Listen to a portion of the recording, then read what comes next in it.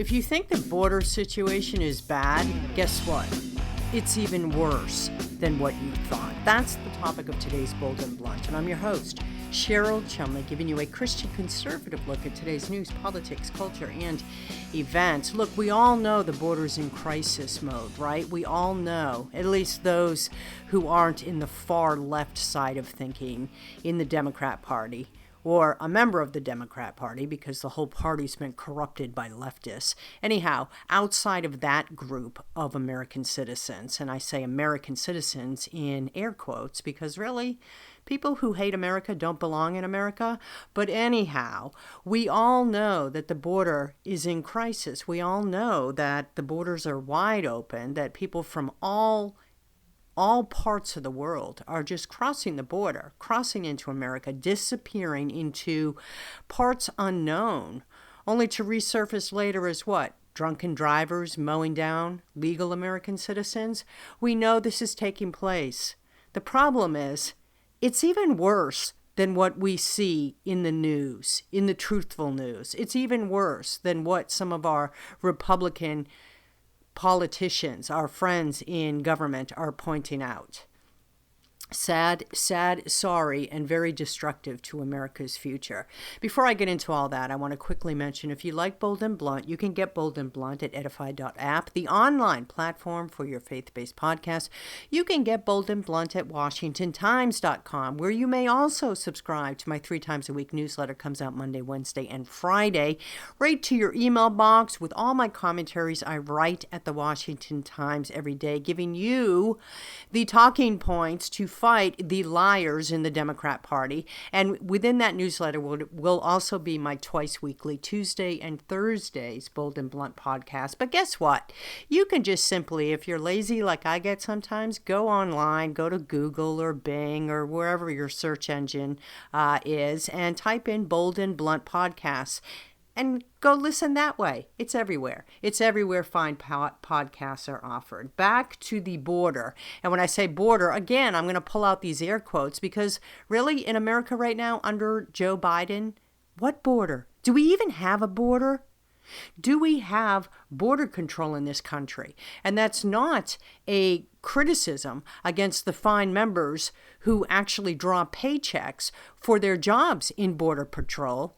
It's a criticism aimed at this White House that uses the Border Patrol for reasons that are very distant from what Border Control is supposed to do, such as distributing diapers at the border to illegals who cross with children, things like that. I want my Border Patrol stopping illegals at the border. The problem is, Joe Biden and his band of minions in the White House want Border Control to turn blind eyes to illegals at the border. And so therein lies the problem. This administration simply wants to use the borders to usher in all kinds of strangers from around the world with God knows what kinds of background, usher them into the United States. Send them packing all across the United States, states like Georgia, New York, California.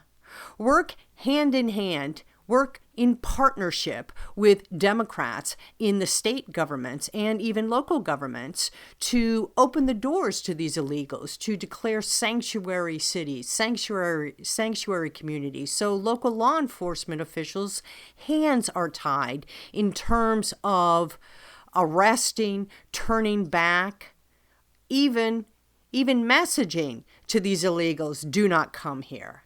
Yes, this administration wants to usher in all kinds of unknown entities across the border. And they've been very successful at it, right? Now, if you're out there and you're looking at Joe Biden's last couple of years and you listen to Joe Biden's State of the Union speeches, both of them, and you're still puzzled about what Joe Biden can tout as a success for his administration, may I point to his open border policies.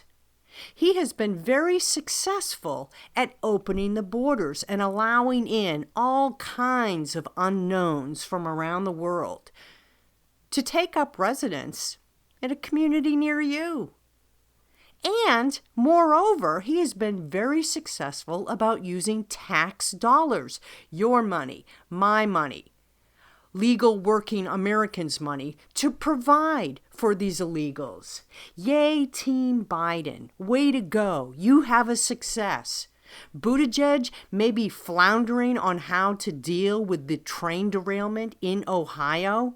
He may be mucking up that whole issue. But if you're a Team Biden member, you can always say, you know what?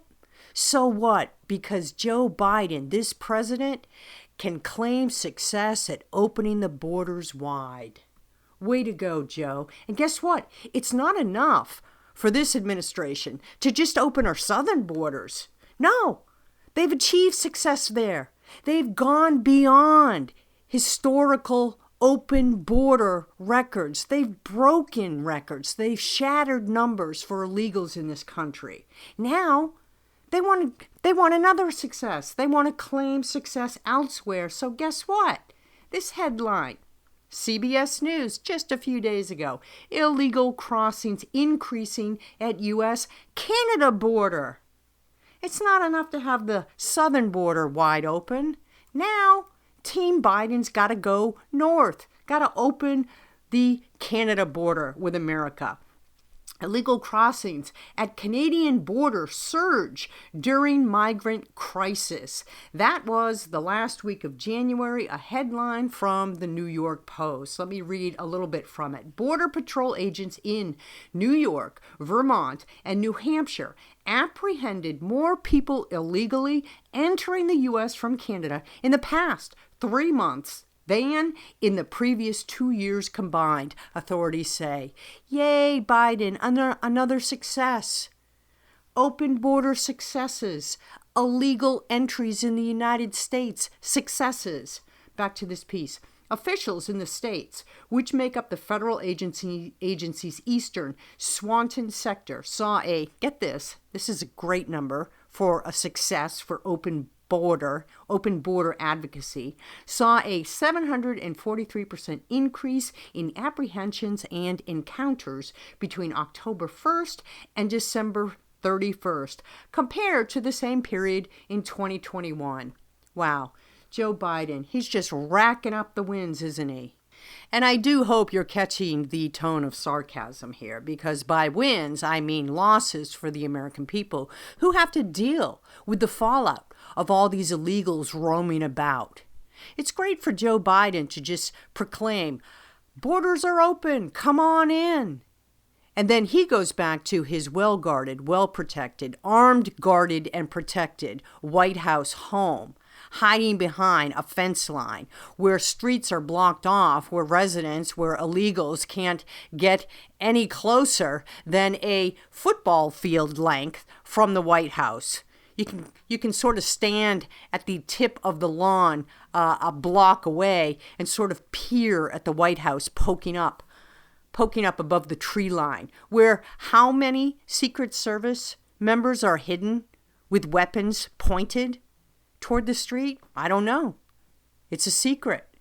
It's easy, though, when you're a Democrat to open borders because, by and large, you live behind iron gates. You live in areas that are well guarded. You live in areas where you don't have to deal with these peon people in America who suffer for your feckless policies, for your purposely feckless policies, because Democrats aren't opening borders just because they care so much for the citizens of other worlds, of other nations. If they did, they would dig into their own pockets and use charitable organizations to provide for these poor people.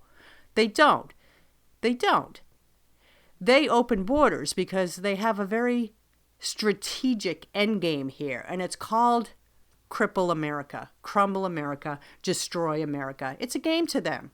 You and I may prefer what? Monopoly? Democrats like to kill the Constitution. Potatoes.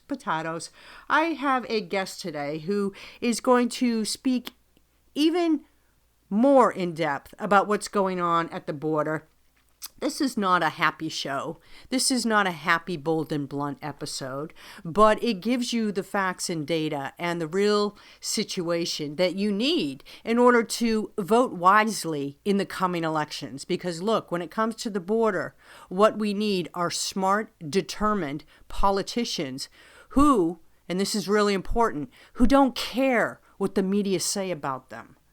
Because politicians who waffle in the wind whenever a media report criticizes them, those are the ones who cave to the Democrats. Those are the ones who say, you know what, we need to deal with the border, to reform border policy.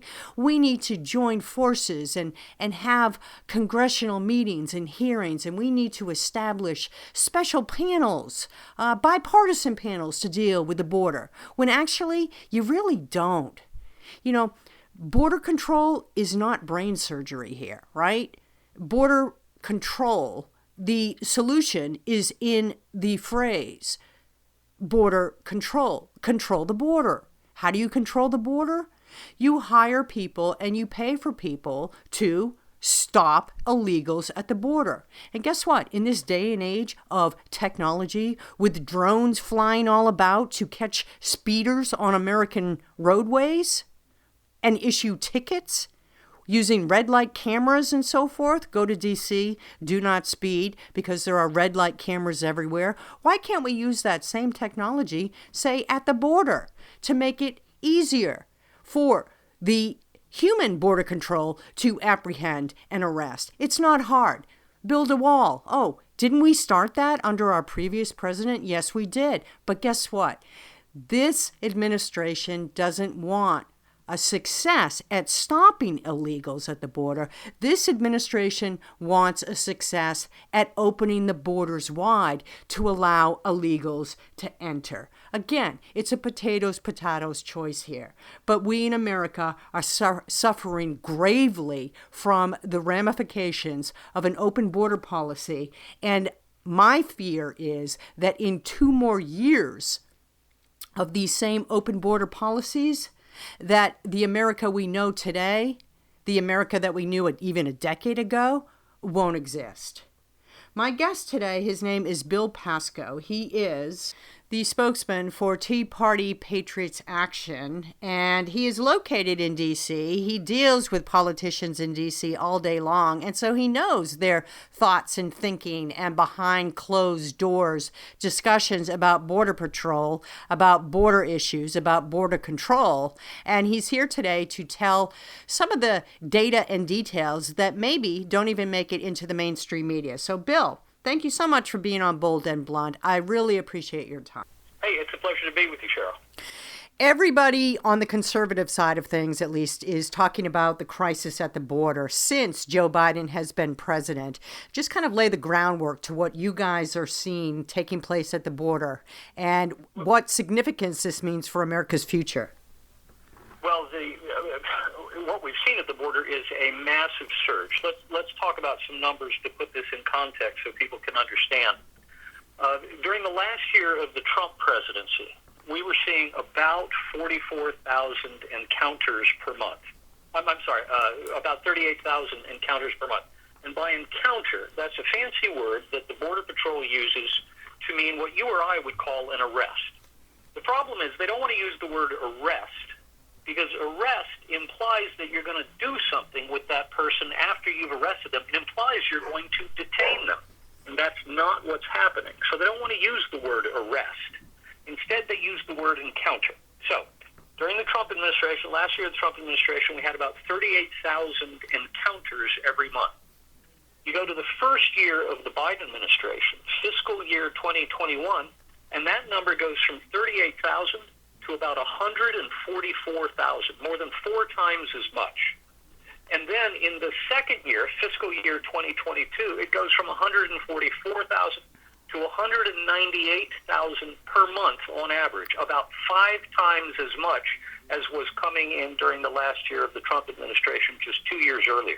Let me jump. This is not by accident. Let me jump in with a quick question, because sometimes when I hear these numbers, this question pops in my mind, and I just want clarification here. Say that, put this down as a devil's advocate question. If if encounters mean arrests, and under Trump there were 38,000 encounters / arrests, and under Biden you said for the first quarter it was in 2021 it was 144,000. What couldn't the Democrats spin that as actually a good thing, that Joe Biden is so alert on the border that he is arresting 4 times as many? Wouldn't that be great if only it were true? So clarify for me. Yeah, the problem is what we mean is we're going to encounter them at the border. We're going to say, whoa, you can't come into the United States without permission. So here, let's take your name and your phone number, and in some cases, we're actually going to give you a cell phone so that we can track you, because we might call you on that phone number, and then we're going to release you into the interior of the country. That's not good news under any circumstances. When we're now releasing, on average, we're releasing into the interior of the country almost 200,000 people a month. Now, in December, just a couple months ago, December of 2022, we reached 251,000 encounters. Now, that's the ones that we physically stop. Wow. Then there's 2 more categories that you've got to include, and that's the known gotaways. Those are people that we see on our surveillance cameras in the middle of the night crossing, but we can't get to them physically. We cannot physically reach them and stop them and apprehend them and encounter them and even take their names before they go into the interior of the country. Those are the ones typically who are smuggling the drugs. So that's the first category, is the known gotaways. But then there's a second category that's the most troublesome of all for people like you and me, and that's the unknown gotaways. We have no idea. There's another group of people. We have no idea how many people are coming in that we don't see. We know they're there. We can see evidence that they've been there, that they've gone through these areas. There are certain high traffic areas. So we've got different categories of people. What we can say, generally speaking, is there has been a massive surge at the southern border over the last 2 years. It's not a mistake. It's not an accident. It is the result of a different policy that has been put in place by the administration in power. First thing they did on day one, Joe Biden said, we are ending the migrant protection protocols, what we also call the Remain in Mexico policy, that said, if you want to come here to apply for asylum to the United States, President Trump had worked out a deal with the Mexican government. He said, we want you guys to hold the people who are applying for asylum until we can adjudicate their claim. The Mexican government said, you know what, okay, all right, we'll do it. They were under pressure from Trump. They agreed to do this. This was a great diplomatic negotiation that took place between the U.S. government and the Mexican government. Trump got something good for it. And what he got was the Mexican government agreed to hold certain people who had come to the border and were going to apply for asylum. Well, we ended that policy when Biden became president. We said, no longer are you going to have to wait in Mexico. Now you can come into the United States, and you can wait in the United States while you're waiting for your court hearing to have your claim of asylum adjudicated. Now, keep in mind, more than 90% of those claims are eventually tossed out in immigration court. It's about 92% are rejected on a regular basis. So more than 9 out of 10 of these people who are claiming asylum in the end don't get asylum. And what happens then? Then they get kicked out of the country, supposedly. Right. And if they show up at their court hearing, right, we have no idea whether it's a third or half of them who aren't even showing up at the court hearing. So the point is, we've got a new guy in town, a new policy that is far more welcoming to people coming up from that southern border, and they are crossing the border in droves. They believe that the welcome mat is out, and that's a real problem that we're dealing with. And look, you mentioned it a couple times. You specified southern border, but things have gotten so bad under this administration that we're now seeing headlines about illegals sneaking in through our northern border, through Canada. That's exactly right. I mean, whoever would have thought that our border with Canada, which is the longest undefended border in the world, all of a sudden we've now got people coming across the northern border. This is getting to be, frankly, it's a Saturday Night Live sketch waiting to be written, for crying out loud, with the Royal Canadian Mounted Police. I can just see the sketch now.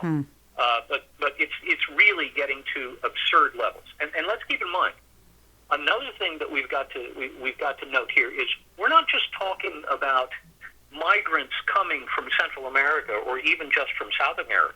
South America. We're talking about people coming from 140 different countries all over the world. They're coming to our southern border because they believe the welcome mat is out. Now, we've got a field hearing going on this week. The House Judiciary Committee is in Yuma this week to do a hearing right there. Yuma is the third most heavily trafficked corridor for the surge of illegal immigration. They're stopping somewhere around 1,300 people a day in Yuma. The problem is they've only got a capacity to handle about 800 people a day.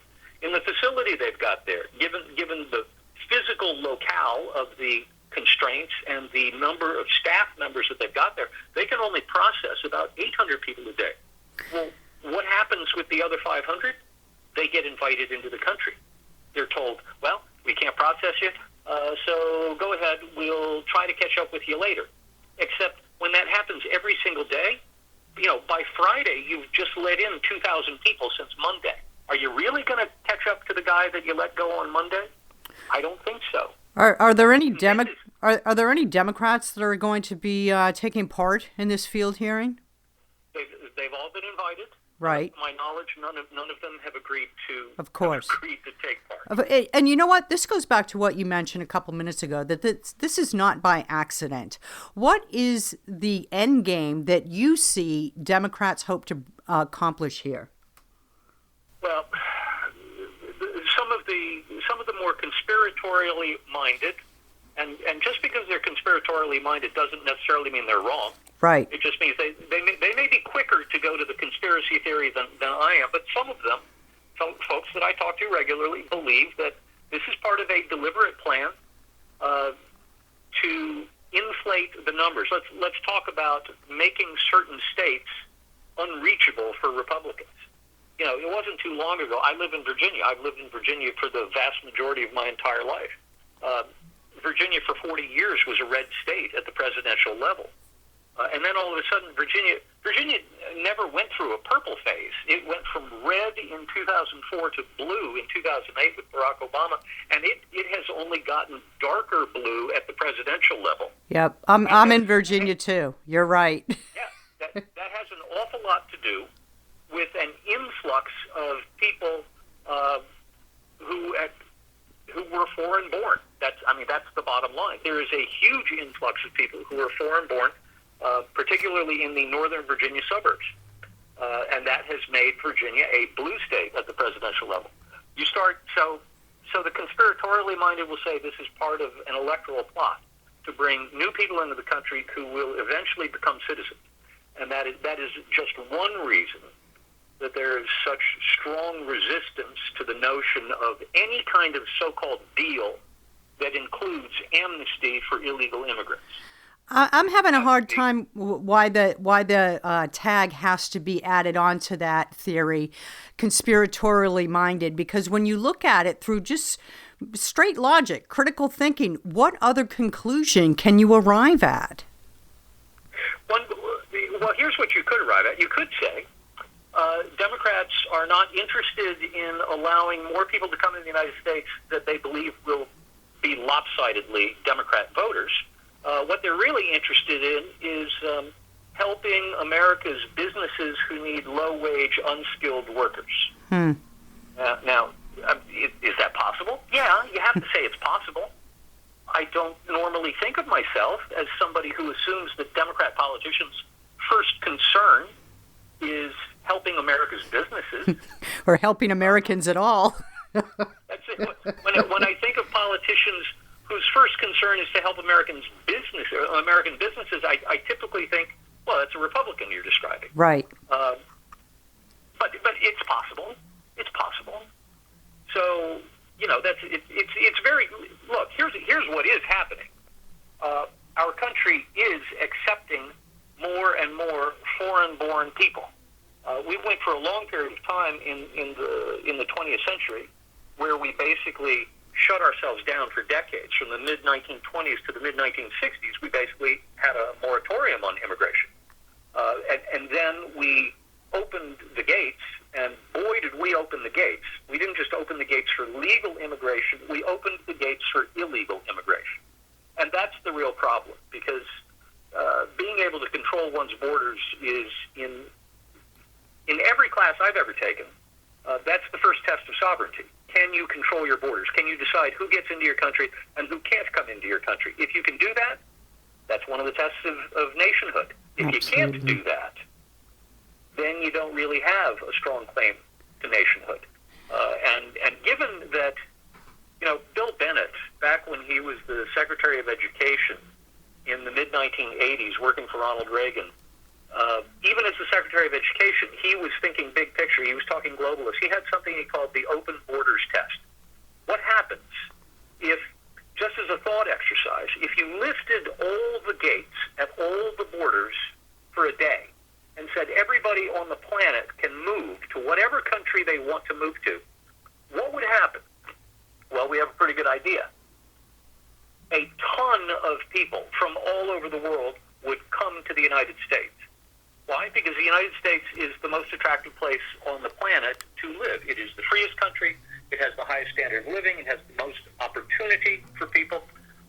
So if you lift the borders, lift those gates, you'll find people rushing into the United States. At the same time, you would find people rushing out of other places that obviously aren't nearly as attractive to live. China, Russia, certain parts of Africa. People would be leaving as fast as they could. It's nice to live in a country that everybody wants to live in. It's necessary, though, that we have controls at the border because we simply can't afford, and it's not fair. One of the things it's ironic, one of the things that makes America so attractive to so many people is because ours is a country that is based on the rule of law. One of those rules of law that we're based on must be deciding who gets to be in our country and who doesn't make the grade to be in our country. And if you can't enforce that law, if you can't keep that law in place, then you're actually attacking the very thing that makes America so attractive to so many people. Right. And that's the real conundrum here. And you're crumbling it from within. And I want to go back to what you talked about, the business interests, and when we were discussing Democrats. If you look at the U.S. Chamber of Commerce, which is leaning Republican and has for years, and many Republicans in office, political office, who have business interests, they're actually the ones who favor cheap labor and who favor very lax border control policies because it gives their business interests cheap labor. So they're not exactly innocent in this border crisis. That's exactly right, and you've put your finger on the dirty little secret right. about all this. The elephant in the room. Yep.